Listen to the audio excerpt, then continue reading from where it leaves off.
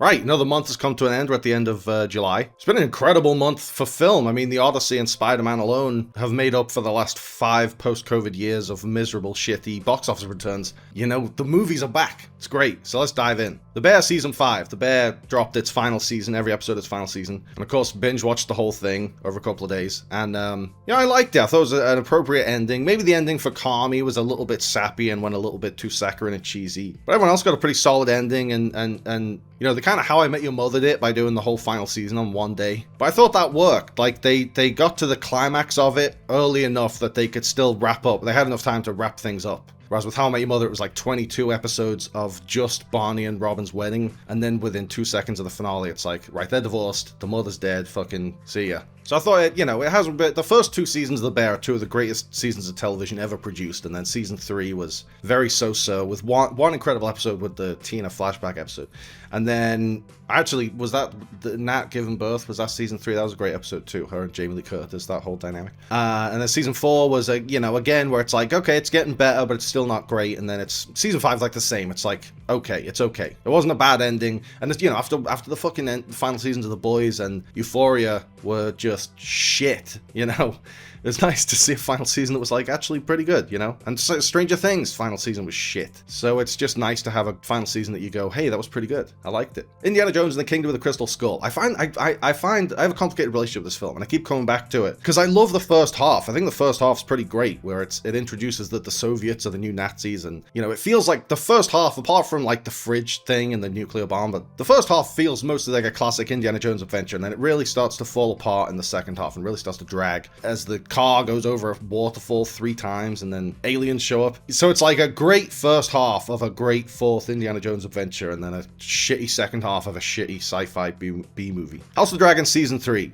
There's like 1 episode left of this. I'm ready for it to be done. I'm done with it. I mean, especially after we've started our adventures with Dunk and Egg. With Night of the Seven Kingdoms, I was like excited about Game of Thrones again, and then now House of the Dragon's fucking shitting out its 3rd season. I'm like hating it again because there's just every episode there's like a dream sequence or there's some stupid plot turn or there's a conversation between 2 characters that they've been having every single episode and it's just not getting anywhere. I mean, Rhaenyra and Alicent keep having the same fucking conversation over and over again about what kind of leader she's going to be and how benevolent or ruthless she's going to be on the throne, and they just keep going around in circles and it's just so frustrating. I just keep going, what the fuck are we doing? It started off with that cool battle sequence and then it has just gone right back to all the things that were shitty about season 2, apart from the fact that Damon isn't being underutilized. That's the only thing. He actually has shit to do this season. He's not just chilling on some island. But I still am just, like, I was excited. I thought this show was getting back on track when season 3 began, and now I'm just like, do we even have to do season 4? Can't we just be done with this? Louis C.K. ridiculous. Louis C.K. has a new special on Netflix, and it might be controversial that I even have watched it, but I mean, before all the controversy, he was the best comedian in the world, and I'm sad to say, after the controversy, he still is, And it was a great special. It was a great set, and he has a really great piece for it's like a 20-minute bit about going to visit his dad in a nursing home and just how depressing it is and just how fucked up it is that as a society we've decided it's okay to put our parents there and it just, all the stuff he was saying was so painfully relatable to like the last year I had with my granddad going in and out of nursing homes and hospitals and being sick, and where it's like, it's what comedy does at its best, where it takes something very painful and makes you laugh at it, makes it funny. Cuckoo. There's a horror movie popped up on I think Netflix. I fucking loved it, honestly. I didn't expect much going in, but I'm a really big fan of Hunter Schafer from Euphoria, and she was amazing in the film, and it has a really gorgeous aesthetic. Like, it looked like a real movie. It looked like, I don't know if it was shot on film, but it had the color and the grain and the texture, whether that's a digital effect or not. It looked like an old-fashioned old movie on film, It was really beautiful looking, and it was scary too. Like, there's some really clever editing with the jump scares, with like, there's a bit where Hunter Schafer's riding her bike, and she can sense something come up on her, and she looks down, and there's like, behind the shadow of her bike, there's like a person behind her, and just the way that was cut together, that kind of shot for a shot was really, really well done. I wish I'd seen it in a cinema. I don't think it came to my cinema when it came out, because I loved the trailer. I wanted to watch it when it came out, and I could never find a showing of it. I think it would have been amazing on a big screen. I mean, it was amazing on TV, but on a big screen on cinema would have been incredible. X-Men 97 Season 2. X-Men 97's back, and this is just Marvel's best show, by far. Like, the second best one after this, whether that be WandaVision or Daredevil Born Again or whatever, Loki. It's way, way below. Like, this is the first by a mile. It's the best looking show, the biggest show. It's like the biggest. Most of the live action shows have kind of struggled to, they've had movie sized budgets, but they haven't had the scale of the movies. They have felt very limited. Like, Loki's set in the TVA, this boundless cosmic space between time and space, and yet everyone's always sitting in a brown room, you know? But X-Men 97 really has that scale and that scope and the spectacle of the movies. And it's only getting bigger, like in season 2, as the characters are spread across different timelines, and they're kind of doing like the Age of Apocalypse, where we're split between Apocalypse's origin story in like ancient Egypt and the 90s, which is like the X-Men's heyday, and the dystopian post-apocalyptic future where Apocalypse has fucked shit up. I've been loving it. This is the opposite of House of the Dragon, where I'm like, this one's also a couple of episodes away from being done. I'm nowhere near being ready for it to be gone again. I'm loving it so much. Animals. There's an interesting little animated series on HBO I found on Now TV, where it's like mumblecore New York, you know, neurotic New Yorkers. Very subtle, naturalistic, but very funny. Kind of like Woody Allen kind of style, or Lena Dunham, or Greta Gerwig, or something like that. Noah Baumbach. But they're talking animals, you know? It's like, it's the neurotic New York thing, but the characters are pigeons and rats and a police horse or whatever. And that was a lot of fun. There was a lot of great episodes. There was one with Nathan Fielder as like a pigeon DJ. It was really fun. And it's fun how they take these, you know, animal... It's a bit like BoJack Horseman, where it takes the animal stuff, the animal culture and society and their customs, and puts human concerns and human insecurities and projects that onto the animals, which is really interesting. Enola Holmes 3. I actually really like these Enola Holmes films. I think most of Millie Bobby Brown's Netflix movies, whether it's like Damsel was one of the worst fucking films I've ever seen. The Electric State, one of the worst fucking films I've ever seen. But the Enola Holmes films have been really fun. They've and it's rare that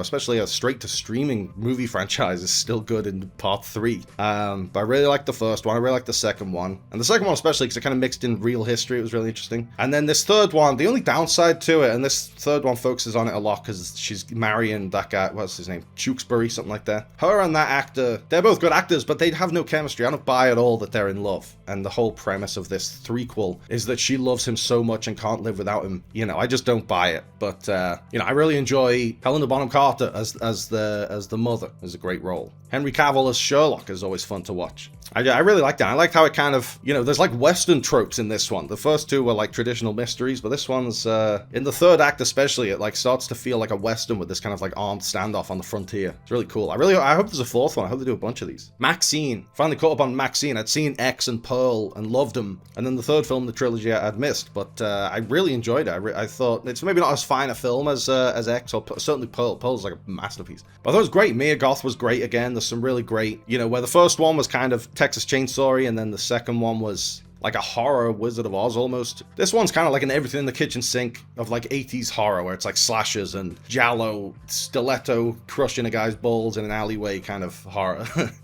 And I thought it was great. It was a great soundtrack. The needle drop at the end, it brings the whole, without spoiling the ending, it brings the whole trilogy full circle. It calls back to the beginning of X, and that makes the whole thing feel like one complete piece. And then the needle drop hits, and it's Betty Davis eyes, and it's just so perfect. Where it hits the 80s melancholy kind of feel, and it's like a Betty Davis. It's about like the idea of the starlet, the idea of the the sex symbol, the idol. I thought it was a terrific film, and it solidified this X trilogy as one of the best horror trilogies. The Coffee Table. This, I want to just talk about what happens in this and just go through the whole plot and describe how crazy it gets. But I won't, because this film works best if you don't know anything about it. If you go in and see the opening scene where a couple who are clearly having some issues in their relationship buy a coffee table, that the husband wants it and the wife doesn't want it, and there's already tension there. And he brings the coffee table home and starts to assemble it, and then where it goes from there, fucking, you don't know where it's going, and you will be shocked and horrified. Yeah, it's like scarier than a traditional horror film. If it had ghosts or demons or whatever. This is just the terror of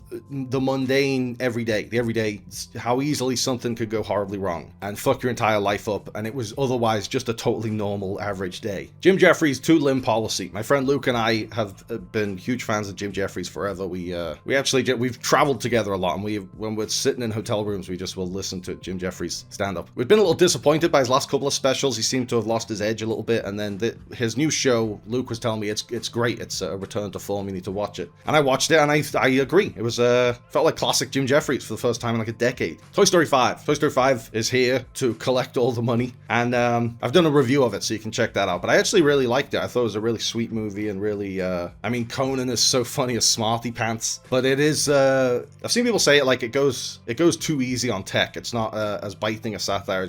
But I think for a kid, a movie that's supposed to be accessible to kids, I think it cuts just deep enough that the kids can get it. The kids can recognize, oh right, those screens are bad for me. You know, and if you went a bit subtler with the satire, then, you know, it would go over the kids' heads, and that's really not the point of the film. Babes. This was the directorial debut of Pamela Adlon, who I'm just an enormous fan of, from ever since she played Bobby Hill, but it's since, you know, she's in Louis C.K. again. In Louis C.K.'s show Louis, she was fantastic, and then her own show Better Things is just a beautiful snapshot of single motherhood, and just one of the best TV shows I've ever seen. And so I was really excited for this movie she directed, and then it never came to my local cinema again. They don't show anything. They've shown the Odyssey and Spider-Man and nothing else. So I never got to watch Babes, but it's Pamela Adlon directing it, and it's Ilana Glazer starring and writing, who I'm a huge fan of from Broad City. So it was two people I'm a massive fan of working together. So I was excited to see it, and it took 2 years or 3 years for it to come to Netflix. Finally got to watch it, and I fucking really enjoyed it. It was worth the wait. I mean, it's like Better Things. It's a really frank look at motherhood, and specifically here through pregnancy, where Ilana Glazer gets unexpectedly pregnant, decides to keep it, but the guy who got her pregnant is dead, so, you know, he died suddenly just after they had sex, so now she's alone, and her friend who's just had a baby is kind of helping her, but then it starts to put a bit of as there's more pressure coming on, it starts to put a strain on their friendship. And it was just really, because it's a really funny movie as well. It's a comedy, but there's all these dramatic things going on that usually a Hollywood movie would gloss over. But this really felt like where Knocked Up was the same kind of story from a male perspective, and it's just as raw and honest and brutal and intimate and real. Like, this is that, but now it's from the female perspective. Arguably more important in the case of a pregnancy is the female perspective. But that's, you know, it's debatable. 13 Ghosts. I put this on purely because Matthew Lillard, especially in campy horror mode, is just a delight. And I liked it initially, because it is kind of campy and old school, but it's also very much of its time. It's very, like, the soundtrack and just the style of it is very 2000s or late 90s. I don't even know when it came out. But, you know, I was with it for the first half, and then it kind of loses the plot in the second half. Unwelcome. There's a horror movie. It came on Netflix. It's fucking awesome. I loved it so much. It starts off like Straw Dogs or like Eden Lake. The couple from out of town are being terrorized by the local ruffians, the local youngsters. But it takes this weird, like, Jim Henson Labyrinth turn when these little imps show up. This little, like, Irish folklore characters show up. And they were, you know, it would have sucked if they were made with CGI, but there's these amazing practical effects and puppets, and, like, it becomes very silly, but it never loses the edge of being really scary, and it culminates in this just bonkers, fucked up ending. I really, really enjoyed it. I.S.S. This was so boring for how cool the premise was. It's like, what if all the astronauts on the International Space Station, looking down on Earth, they see nuclear bombs go off and World War III's breaking out, and there's this huge geopolitical conflict, and they all get orders from their separate governments to take control of the space station no matter what the cost. And that's a really cool premise, and then the execution of it was so lame. Like, I can't believe a movie where a bunch of people trapped on a space station in the midst of World War III trying to kill each other is this unexciting and this boring. In a Violent Nature, this is a really interesting little kind of indie horror movie. It's kind of subversive. It's a very traditional slasher, like an 80s style, like Friday the 13th style or Halloween style, where it is just this monstrous supernatural entity, big hulking guy is walking around the woods, picking off a bunch of kids one by one who are on a trip, smoking weed and getting high and drinking and having sex and all the other sins that get them killed in horror films. It's all that stuff. It's all those tropes, but it's from the killer's perspective. So we only see our heroes, quote unquote, when this guy walks over and decides to kill them. And it's a very simple idea and a very simple premise, and it's effective. I think maybe the execution of it might be too simple. You know, because simple and minimalist and all these things, it gets to a certain point where it's like, well, you need to do something. You can't just lie there. Well, there's lots and lots of scenes with just a locked off camera, and the whole thing is playing out in 10 minutes, and the camera doesn't move. And it might work if the acting was more immersive, for all of the acting is like local theater kind of level, which is, you know, it's a low budget film. None of them, you can't get Matthew McConaughey and Daniel Day-Lewis to come and be in A Violent Nature. But I don't know, I mean, there's lots of it where it's like, it's just tracking shots over the shoulder of this killer, and we just follow him around as he just randomly walks up to people and kills them. And it's interesting, I don't know, but it does get a bit like, how scary can, you know, we're on his shoulder for 10 minutes, how scary is is that, really? The Sheep Detectives. This one looked so stupid, so the premise and title sounded so stupid, so I was just like, fuck this, I'm not watching that. And then it came to Prime Video, and everyone's saying how great it is, everyone's raving about it, so I stuck it on, and it's really good. I feel bad for judging a book by its cover, because it's just wholesome family entertainment. I absolutely loved it. It's like fun for all ages, kind of, you know, you could show it to your youngest child and your oldest living relative, and they both would have a great time, and everyone in between would have a great time. It's just like classic Pixar. It's like everything. It's got like heart and humor and just a great story and characters who are just worth investing in, and because they're brought to life by wonderful actors. And, I mean, that's the thing. The cast is fucking Hugh Jackman and Cousin Greg from Succession, Hong Chow and He-Man, Emma Thompson, and that's all just the live action people. The voice cast is Julia Louis-Dreyfus, Bryan Cranston, Chris O'Dowd, Brett Goldstein, Bella Ramsey, Regina Hall, just all the best people in the world. Patrick Stewart. Like the whole first half an hour of the film, you're just like, hey, it's that person. Hey, that's Roy Kent, you know, playing the Ram, playing both the Rams. Project Hail Mary. Speaking of Prime, this one came to Prime, and you know, I watched it again. I watched it twice in cinemas, and then this is the third time, and once again cried my eyes out, and just couldn't believe the magic trick of they made me care so much about this little rock with arms and legs that I'm crying my eyes out. You know, and even when you know he's going to be fine, it still hits so hard. The scene where maybe he's not going to be okay, but that fucking hits so hard the first time. She's like, don't you fucking dare kill him. Don't you fucking dare kill him. Napoleon Dynamite. I rewatched Napoleon Dynamite. It's one of the great comedies. So quirky, but quirky, the word quirky comes with a bit of a stink to it. But Napoleon Dynamite is what quirky comedy at its best, where it's kind of alternate comedy, where it's just kind of awkward and weird, and but works so well because it's so authentically weird. It's not like Machine Gun Kelly's shitty comedy movie where his girlfriend texts him good morning with a U in it, and he thinks that's her breaking up with him, and for some reason he can't just text her and say, hey, what did you mean by this? And that was trying to be like Napoleon Dynamite, but that's a guy who isn't really weird, or not weird in the cute Napoleon Dynamite way, weird in the creepy way, trying to be that, and he's not. But Jared Hess, director of Napoleon Dynamite, John Heder, they know what they're doing. They can be authentically weird. As a real life weirdo, I feel represented by them. I feel seen by them. Landman. This is on Paramount Plus, Taylor Sheridan show. I don't really watch the Taylor Sheridan shows. I've never even seen Yellowstone. That's like his tent pole. But this one, my dad had recommended it to me, and a couple of other people, and then my friend Luke, his dad,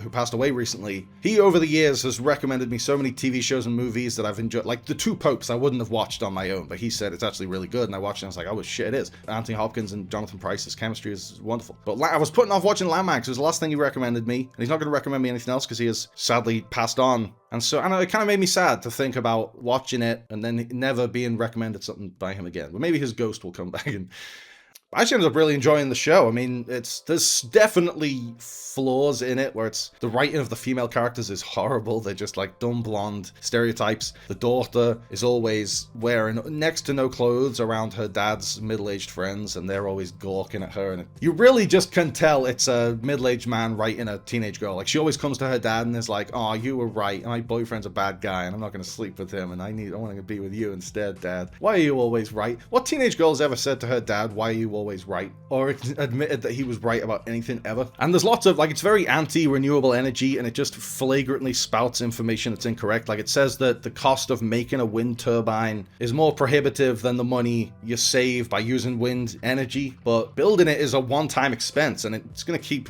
generating energy once it's up. Like, surely the thing pays for itself within a year. And there's all this stuff about they introduce a non-binary character and have them act like the biggest arsehole on earth, and then people in the Landman subreddit are like, this is why I don't like non-binary people. It's like, Taylor Sheridan wrote them like that. That's not what a real person is like. That's like when they brought in a scene from 24 in the Supreme Court to be like, this is why we should be able to use torture. See, it works. It's like, they wrote in 24 that it worked, that Jack Bauer tortured a guy and he told him what he needed to know. That's just some writers. That doesn't prove anything. But like, they keep saying about this character, they're like, hey, I don't care what pronouns they want to use. But then they keep calling them she and her. They'd be like, I don't care what pronouns she wants to use. She can call herself whatever she wants. It's like, well, then you do care because you're saying she and her. So all that stuff really bothered me, but I did enjoy the show, believe it or not. Billy Bob Thornton's absolutely captivating, even when, like, there's part of the storylines that don't even make any fucking sense. Billy Bob Thornton's son gets together with the widow of his work friend who he worked with for one day, who died.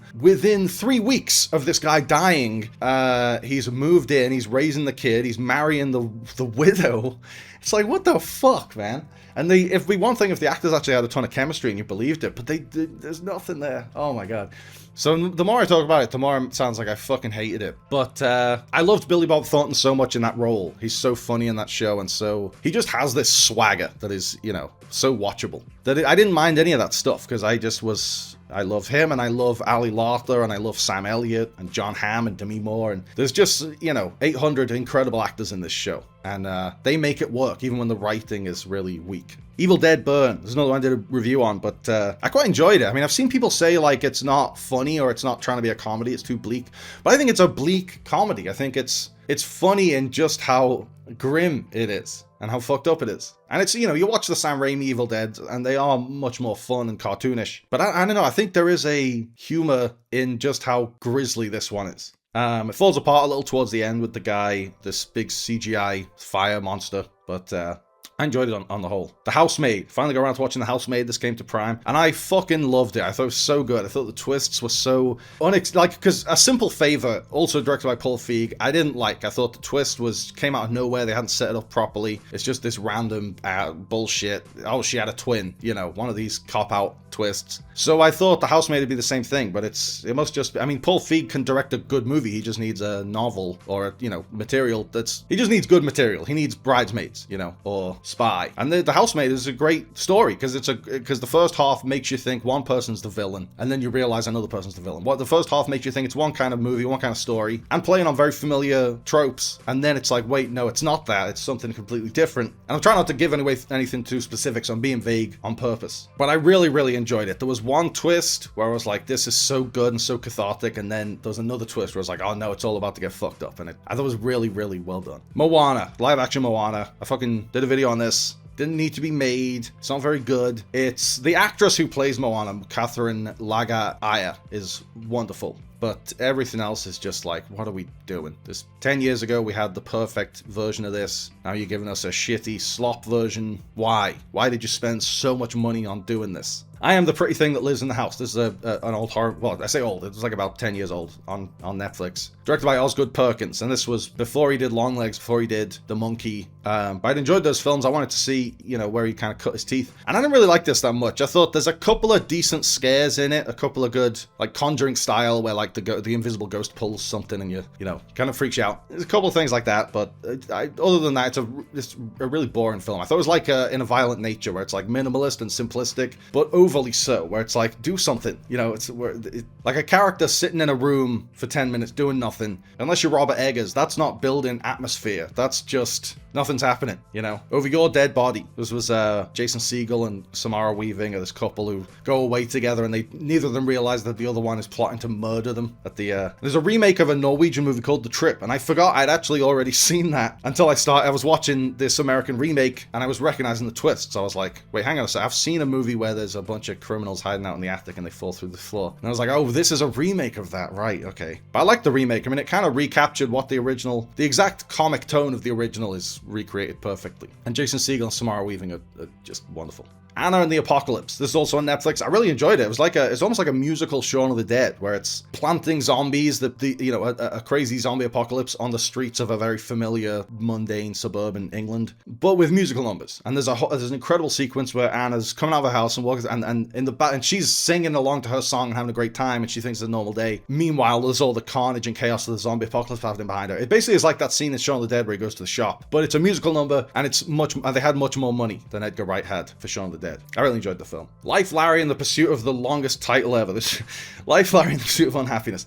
I only realized recently that title is a reference to Life, Liberty, and the Pursuit of Happiness. And I think George Washington or someone said that. But it's a fucking long title. No one's calling it that. Everyone's just calling it the Larry David History Show, if anyone even is. It's as with any sketch show, it's really hit and miss. I think the hits are worth sitting through the misses because the hits are really funny. But even the good ones go on for too long because they're like Curb style improv. And sometimes the actors they've got aren't very good at improv, or, like Timothy Olyphant as Wyatt Earp is great casting. But he's not an improviser. He didn't come from the groundlings. He's an actor. Give him lines and he will nail them. But if you give him a vague outline and it's like, yeah, make some jokes about the Old West. Like, that's not going to be as good as if Larry David and Jeff Schaefer had actually written jokes and then given them to rather than just be like, hey, okay, you're in front of the camera, now you come up with the jokes. Like, they're not going to all be good, and they're going to just, you know, a lot of the times the sketches end up going around in circles because the actors just keep hitting the same prompts. The Ghost in the Shell. I've made more an effort recently to watch stuff I wouldn't normally watch, because I normally don't watch a ton of anime, but you know, I love the Ghost in the Shell movie, and this new series on Amazon was supposed to be like more faithful to the manga, the original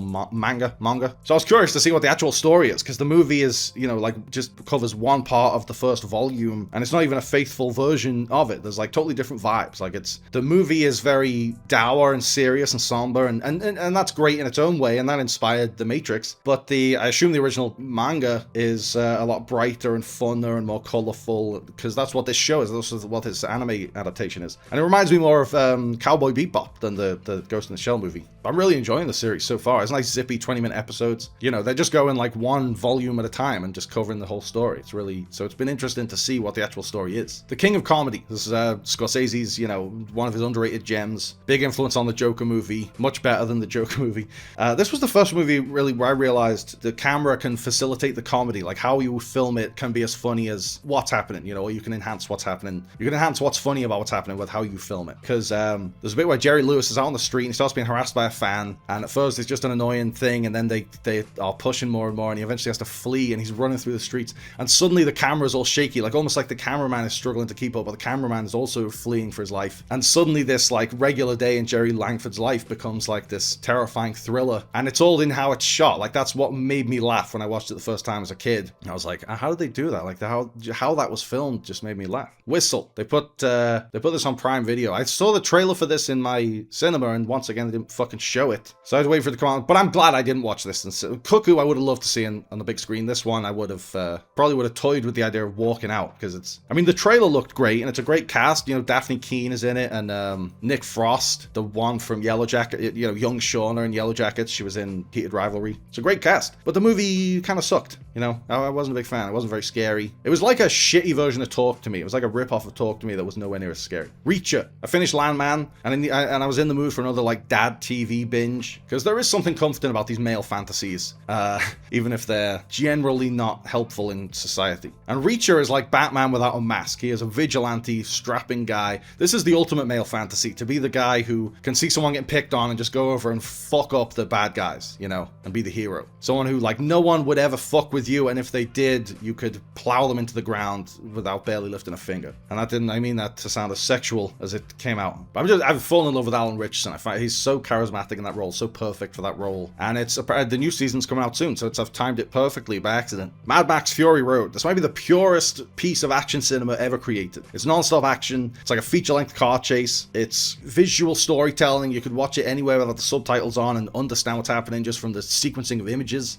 You know, the emotional arcs are conveyed visually through action. It's just an absolute masterpiece. Well, even if you're not an action movie fan, you know, like Greta Gerwig isn't an action movie fan, but I've seen her in interviews rave about how great Fury Road is. The Odyssey. This is like the big thing of the year. This is like locked for Best Picture now. And honestly, the film as a whole didn't really do anything for me, but I didn't really come out feeling much. But there were 3 or 4 individual sequences that I really, really enjoyed, and really on the big screen were just incredible. This, you know, the Trojan horse sequence, or the sequence on like the land of the dead, or everything in the Cyclops' cave. It just, you know, Nolan can create a fucking IMAX set piece that will blow your tits off, even if the movie itself doesn't blow anything off. But I did a video reviewing The Odyssey, so you can check that out. Shadow of a Doubt. There's an old Hitchcock thriller about a guy, Uncle Charlie, comes to stay, and turns out he's a serial killer. And it's a great little setup, a great two-hander between this guy and his niece, and, you know, this really nefarious performance by Joseph Cotton, iconic in that role. Speak No Evil. This was so much fun. It's like there's parts of it that are really disturbing, but James McAvoy is incredible in roles like this, where he's like really charming on the surface, but like he's actually really sinister. Whether it's like Split or other examples that I can't think of off the top of my head. Interstellar. After watching the Odyssey, I was kind of, you know, as much as I didn't really love the movie, it reinvigorated my interest in Christopher Nolan, and Interstellar is a movie I've never been a massive fan of. I find it to be a bit too sappy and saccharine, and it's very, very messy, and all the bullshit with the bookcase and whatever. Fuck all that. That's stupid. But it's got some incredible visuals, some great moments. I mean, when Matthew McConaughey comes back to the ship, and he's been away for like 3 hours, but really it's been like 30 years, and he watches his kids grow up in the space of 5 seconds. And he's crying his eyes out. That's heartbreaking and that's beautiful. And for that alone, this is, you know, the film is at least really good because it has that moment. The Odyssey. I went to watch The Odyssey again with my dad and my sister, and I honestly enjoyed it more the second time because I knew those sequences I was looking forward to were coming up, so I was more engaged and less thinking about what the fuck is all this with all the other stuff because, you know, I'd already pondered all of that the previous time. But there's certain, like, I don't think it's worthy of a Best Picture sweep, even though that's what it's going to be. But there's certain performances, Samantha Morton and John Leguizamo and, you know, Matt Damon and Anne Hathaway, I'll be happy to see them nominated. It'll be cool to see them nominated. The Watchers. This was crap. It was M. Night Shyamalan's, you know, Nepo kid directed it, and she needs to go back to film school because it was terrible. Dakota Fanning deserves much better. She's an incredible actor, and she gives her all in this role, and it just is this lame horror metaphor for reality TV, saying shit. We've all thought for 10 years that reality TV is exploitative and destructive, and so it's not saying anything new, and it's not even saying it in an interesting way. I wasn't scared at all for a second in the whole film. Oh, brother, where art thou? After watching The Odyssey, I wanted to rewatch the Coen brothers version of The Odyssey, and it's just so good. It's so much fun to plan, you know, the Odyssey story and the Great Depression and kind of toy with all these tropes and concepts from the Odyssey, but do it in this whole new context. It's just so much fun. Tenet, I was, you know, revisiting some old Nolan stuff that I was revisiting the ones I don't love so much because Interstellar I wasn't a huge fan of, and Tenet I just really don't like, and I still don't understand it, but I really like some of the action sequences, but fucking it really peters out in the second half. The first half I'm really locked in and engaged. Every time I watch it I'm like, okay, I'm actually gonna get it this time and I'm gonna really enjoy it. And then you get halfway through and it starts to do all the shit with, you know, I'm not blaming Aaron Taylor Johnson, but it's when he comes in that the movie really goes off the rails. Wind Chill was an old horror film with Emily Blunt early in her career when she didn't have this pull to choose projects, I assume, because why would she choose to do this?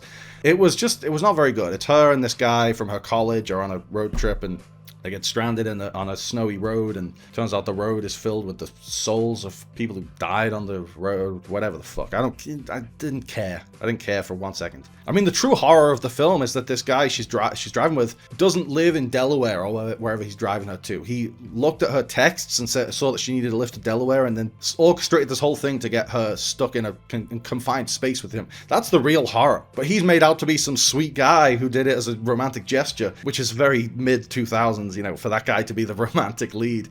I mean, Emily Blunt's great, but the fucking film sucked. Little Brother. There's the one on Netflix with John Cena and Eric Andre. And I had to put off watching it because it got such horrible reviews. But shit, I loved it. I don't know what the critics are smoking. I thought it was hilarious. I really enjoyed it. And it has this underlying sweetness where, like, by the end of it, you actually care about this bond of these two brothers, and that you care if John Cena is going to embrace Eric Andre as his little brother. And you are, you know, I was anyway. I actually got invested in it. I thought it was really sweet and really funny as well, and, you know, really raucous and raunchy. It's like the kind of comedy that doesn't get made anymore. Army of Darkness. This has always been like my least favorite of the Evil Deads. I actually really liked it this time. I appreciated the silliness more after how bleak Evil Dead Burn was, you know? Like, it's refreshing to see an Evil Dead movie that's so stupid and goofy after seeing one where a guy falls on a bunch of kebab sticks in a dishwasher. And there's so many impressive effects in this movie. Like, the stop-motion skeleton grave diggers is like Harryhausen level. Thelma. There's a really delightful little comedy. June Squibb, one of my favorite actors. She's so funny in Nebraska, and just a bunch of things. She was great as Sheldon's Meemaw in Big Bang Theory. And in this, she's this old lady who she's involved in a phishing scam. Some guy takes all her money by pretending to be her grandson and saying that he needs bail money or something. And she goes after revenge, and it's awesome. She's like, you know, it's the whole message is like, don't underestimate the elderly. They might be, you know, slower and frailer, but they're still, you know, an old lady like Thelma still has a lot to offer. Still has, you know, she still can be very useful. And it was just very sweet. I really enjoyed it. Logan Noir. I got this on Blu-ray a while ago. Or I got Logan on 4K Blu-ray, and it came with Logan Noir, the black and white version, on an extra disc. And this was, you know, it was a whole new way to experience one of my favorite films. I was really excited about that. And it was pretty underwhelming overall. It was, you know, it was obviously still a great film, but it's not a great conversion. Like, I feel like I could have achieved the same effect by just playing the color version and then turning off the color on my TV. It didn't look like a black and white movie. It looked like a color movie with all the color drink. But obviously it is that. You know, they shot it and lit it for color, so they're not going to make it look like Casablanca all of a sudden just because they turn it black and white. Problemista. This was Julio Torres's movie. It's a wild, surreal comedy. This one really felt like Napoleon Dynamite tonally, but it's with much crazier kind of being John Malkovich style visuals. And it takes this raw, honest look at like being an immigrant in America today and chasing the American dream in modern America as an outsider, as an immigrant. I thought it was brilliant. Tilda Swinton is fantastic in it as this. She's like, it gave me a lot of anxiety watching her character because she's very erratic, but it's like, I've met 20 of women like this, you know. It was a fantastic performance. No Country for Old Men. I did a dummy's guide to this, and it just is a perfect film. One of the great suspense thrillers, cat and mouse thrillers. Just one of the great films of all time, with so much to say. Mr. Mercedes is another show recommended by my dad, and based on a Stephen King book trilogy. Brendan Gleeson plays a detective who's being taunted by this serial killer. And the first season is great. The first season just this grounded battle of wits between the detective and the killer. And then the second season, it goes off the rails a bit. It has these supernatural elements where the killer is in a coma and he's possessing people to bending them to his will with his mind under psychic control. And then season 3, it moves on from that stuff and becomes like a courtroom drama, and there's another murder mystery, and it becomes more grounded again. But through the whole thing, even when in season 2 where it got weird and supernatural, Brendan Gleeson is just captivating. This is one of his best performances because it has the kind of, you know, the cynical wit of like his performances in like In Bruges and Banshees of Inisherin, and that kind of pitch black humor of Martin McDonagh. But he's got this nuance and this kind of grizzled, jaded, veteran detective edge to him as well. And this series gave him a longer time than ever to really sink his teeth into a character, and I think he was the perfect casting for Bill Hodges, and he makes the show. Playdate, this was recommended to me because I've been watching Reacher, and Alan Richardson's in this. It's like a buddy comedy of him and Kevin James as these two dads are out with their kids, and then it turns out Alan Richardson's character is on the run from shady criminal forces, so it becomes this action. I thought it was so much fun.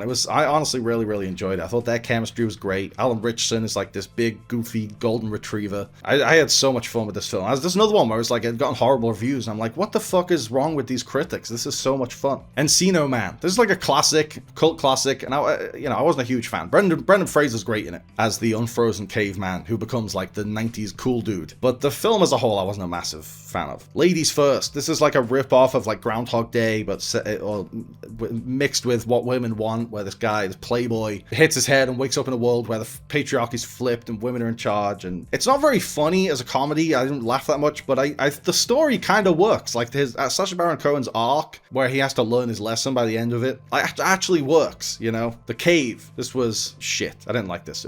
I couldn't decide if it wanted to be like Evil Dead camp or like super serious. And the monsters looked ridiculous. The CGI was terrible, and they just weren't scary at all. They were trying to be like Lovecraftian, but they just didn't have that. They just didn't have that imagination. I mean, it's trying to be Alien or like Event Horizon in a cave instead of in space. And that was a cool premise. That's why I stuck it on. That's why I watched it. And then it's not as good as that sounds. Spider-Man Brand New Day. I did a video about this, so you can check that out. But it just is wonderful. I've seen a lot of people saying it's like best Spider-Man movie ever. And the only reason I hesitate to say that is because it's like so recent. Like I've had 20 years to sit on Sam Raimi's Spider-Man 2 and 5 days to sit on Brand New Day. But I think it definitely could be. If it's not the best, I think it's in the top 3. Well, for live action anyway. Nothing's beaten the Spider-Verse. But it's really a great film. But I don't need to tell you that. You've probably already seen it because it made $1 billion in 8 seconds. Cora Bora. I watched this for Megan Stalter. I think she's just wonderful. She's so funny. She had a great little role in Problemista, and she's so funny in Hacks. And this is like a vehicle for her. She plays this, woman who's in an open relationship, but her girlfriend is seeing someone else who she seems to like more, and she's going through a bit of a crisis there. And it's just a great star vehicle, really. It's an interesting character study, and she just is so hilarious, but so wonderful as well. There's like more dramatic moments. It's not all just comedy, and she nails that too. The Dink. This is like a pickleball comedy with Jake Johnson. It's kind of like a fun throwback sports comedy, the kind of from like the dodgeball era or like the Blades of Glory era that they don't really make anymore. So it was fun on that level, but it wasn't that funny. There was one scene with Ben Stiller as Jake Johnson's doctor that had me in hysterics, where he's describing how Chris Parnell's character died, where he was like attacked by an owl and fell out of a window, and his wife was pulled into the driver and ran over his head, and now she's going to jail. That made me laugh so hard. I was laughing for about 10 minutes after, just because Ben Stiller tells the story so casually. He's like, I think she's going to jail. It was like, it's such a good scene. And then the whole, I wish the rest of the film had been that funny, but it was nowhere near that funny. American Sweatshop, or on my Prime Video, it was labeled as clickbait, but everywhere else I've seen it called American Sweatshop. This was a really disturbing look at like the dark side of the internet, where snuff gets posted, videos of people hurting people gets posted. And apparently this must be people's job to watch this stuff and approve it or deny it or whatever. And you just have to watch beheadings and shit. And I wasn't really familiar with Lily Reinhart as an actor before this, because whatever show she was on, I didn't watch it. Whatever it was, Pretty Little Liars or Riverdale, I can't remember which one it was. But she was wonderful in this. I thought she was a terrific lead performance, and you know, it's not an easy watch. They mercifully don't show you a lot of the videos that she has to watch, and that's kind of, I mean, that's like really a testament to her performance, is that her reactions have to tell us how fucked up it is, because we're not seeing it, and they do. You know, it conveys it, and you feel disturbed even though you haven't actually seen the horrible things she's seeing. Shark Tale. I was hanging out with my sister the other day, and she decided to put on Shark Tale, which she had never seen in English, because they always put it on in her Spanish lessons, I think, but in Spanish. And then I hadn't seen it in years, because it's, you know, it's Shark Tale, you know, it feels very much of its time. Like, every character is a racial stereotype, and the plot is just stupid. It just clearly is DreamWorks heard Pixar were making a fish movie, so they wanted to make a fish movie. And then there's like all these references to like The Godfather and Goodfellas, and it's like, what kid is gonna get this? You know, what kid is gonna go, oh yeah, like Billy Bats, you know, Bye Bye Birdie. I didn't even know what Bye Bye Birdie was about. I thought it was about someone with a pet bird who lets it free. But it's basically about Elvis getting drafted to war. Conrad Birdie is Elvis Presley in the Bye Bye Birdie universe.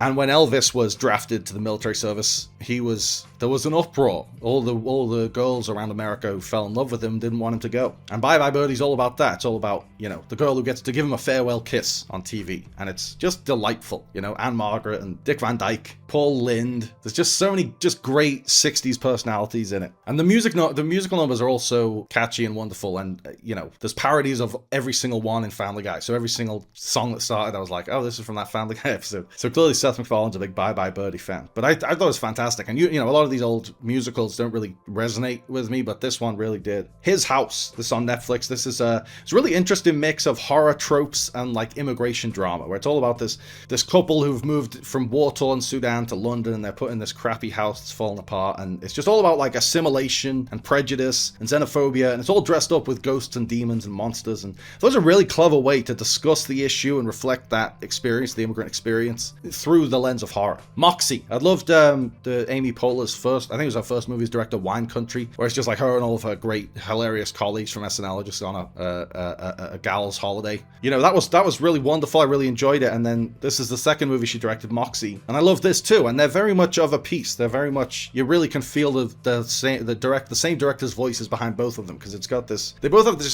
wonderfully feel-good tone, where it's they go to some deeper dramatic places, and some characters fall out or whatever, or have but it's all in service of, you know, self-improvement. That, you know, a person will make a mistake, and then they will rectify it, and then they will make up with the person that they fell out with. And it's just really sweet and really heartwarming to see. And you really can see, you know, you can tell that the driving creative force of Parks and Recreation is that director. You know, I really enjoyed it. Spider-Man Brand New Day. I rewatched Brand New Day and went with my sister this time, and it's just a solid fucking movie. It's so perfectly paced. There's never a time where you're like, it's starting to drag a bit here, or it's, you know, there's a bit of a lull, or oh great, it's this bit, but next we'll get to that bit. It's like everything in it is great. A Horrible Way to Die. This was an early Adam Wingard, and it was great watching it. It's like this is another one like In a Violent Nature, or what's the other one we were talking about? I Am the Pretty Thing That Lives in the House, where it's very subtle, very minimalistic, and it's just about like the banality of evil, where we see this. It's quite disturbing to see that we're following this serial killer, this notorious serial killer who's broken out of prison, and he starts just killing people. And when he kills people, he kills like so excitedly, and then when they're dead, and he starts like crying, and he has like remorse, and